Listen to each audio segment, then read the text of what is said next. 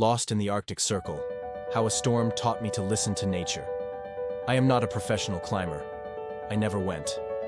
But on that freezing February afternoon, with the wind blowing at more than 50 mep, fingers numb, and visibility reduced to less than 2 meters, I thought, is this how it ends? The sky, once blue and calm, turned into white chaos within minutes.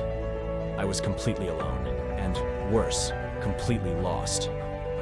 But this is not just a story about despair.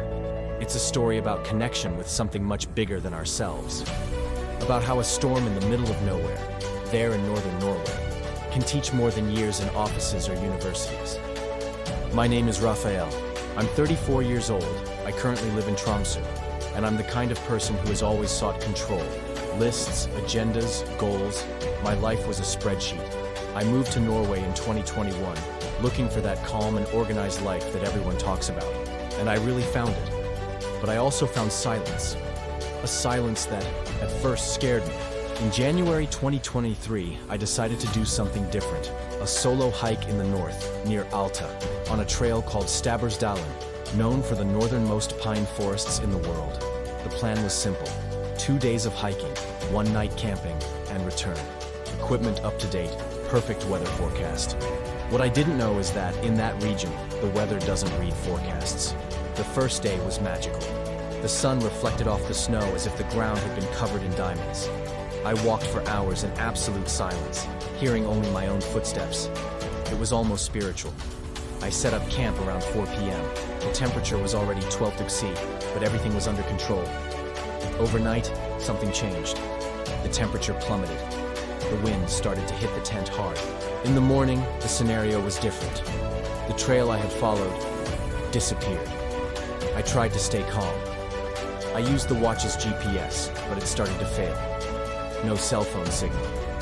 The compass pointed to where I thought, which was south. Followed.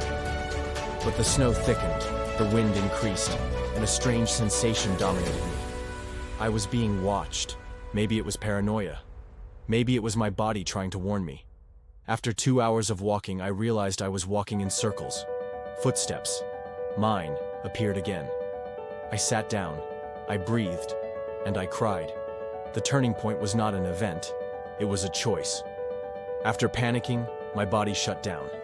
I began to feel the first signs of mild hypothermia, uncontrollable shivering, confused thoughts. But then I remembered what a Norwegian told me one day. Nature doesn't speak, but it listens. And if you stop, maybe it will respond. So I stopped. Literally. I turned off all the devices. I closed my eyes. And I listened. The wind wasn't just noise. He had direction. The cold wasn't just suffering. It came with damp. And where there's damp, there can be water. I followed pure instinct. I noticed mosses on the trees. I remembered natural guidance techniques. A mix of reasoning and something more animal, primitive.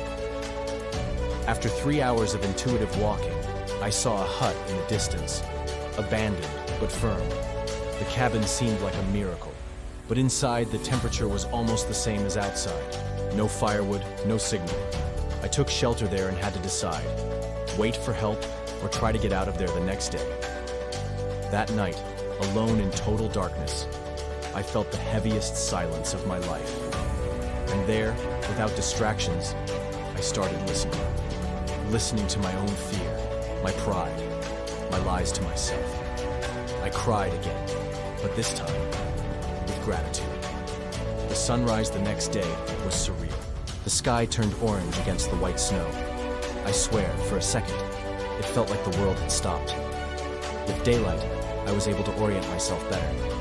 I used the Relief, a physical emergency map, and managed to get back to the original trail, which gradually reappeared with a calmer wind. I got home 2 days later. No serious injuries, but I wasn't the same anymore. I never walked the same way again. Now, I listen. I listen to nature. I listen to my body. I listen to my internal silence. This experience was not just a scare, it was a restart. Today, when someone asks me what I learned from that storm, I answer, I learned that nature doesn't want to beat you. She just wants you to respect her rhythm, and yours. And if this story touches you in any way, Maybe it's the universe saying, you also need to stop and listen.